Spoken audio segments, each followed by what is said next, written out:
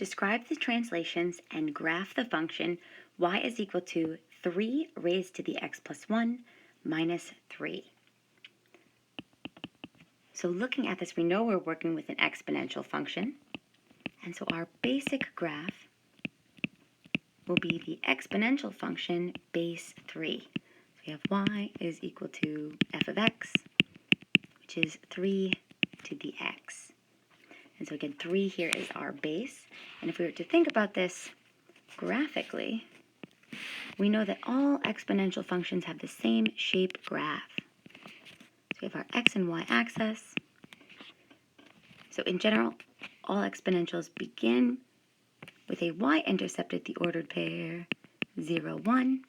Again, the reason behind this is that if we were to let x equal to 0, we have y is equal to 3 raised to the 0, and we know that anything raised to the 0 is 1.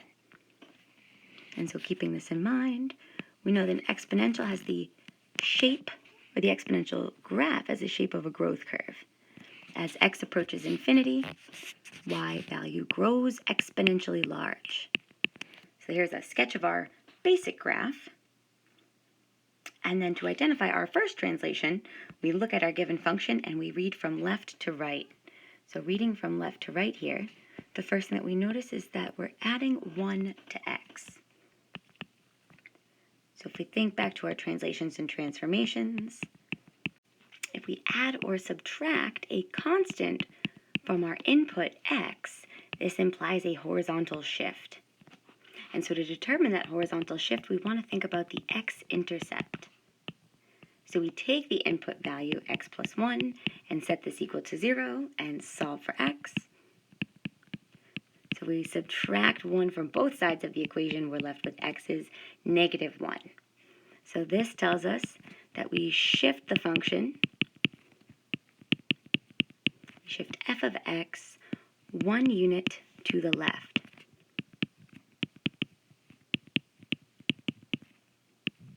So that is our first translation here. And if we think about this graphically, again, using the shape of the curve from our basic graph here, we know that on our x-axis we're moving 1 unit to the left, so there's negative 1. And we'll draw a dotted line here at x is negative 1 to indicate the new y-axis. And if we look back at our basic graph here, we have a y-intercept at 0, 1. So shifting 1 unit to the left tells us we have a new point at negative 1, positive 1. And then again, the general shape of this exponential curve is still the same. So this is y is equal to 3 raised to the x plus 1.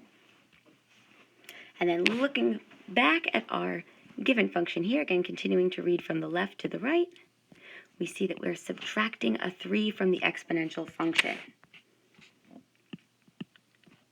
So if we think back again to our translations and transformations, we know that if we add or subtract a constant from the function, it implies a horizontal translation.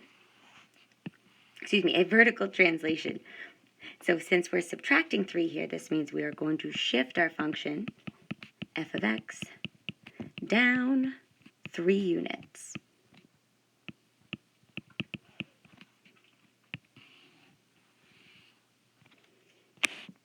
And that's the original function f of x. And so again, if we think about this graphically, using step 1 of our translations, we know that we've shifted this graph 1 unit to the left, and we're also going to now need to shift this down 3 units on our y-axis. So we know that we have our new y-axis here at x is negative 1, and then from our vertical translation down 3 units, we have a new x-axis here at y is equal to negative 3. Now if we look back at our previous graph here, notice that this graph has a horizontal asymptote at the x-axis, or y is equal to 0. So that implies here that this new x-axis, y equals negative 3, is also a horizontal asymptote. So our exponential function will get infinitely close to it but never touch it. So that means that we have our ordered pair now at -1, -2. And then this, again, this shape of the exponential curve here is still the same. But it's now approaching y equals -3, but never crossing that line. So this is our final graph for the exponential function 3 raised to the x plus 1 minus 3.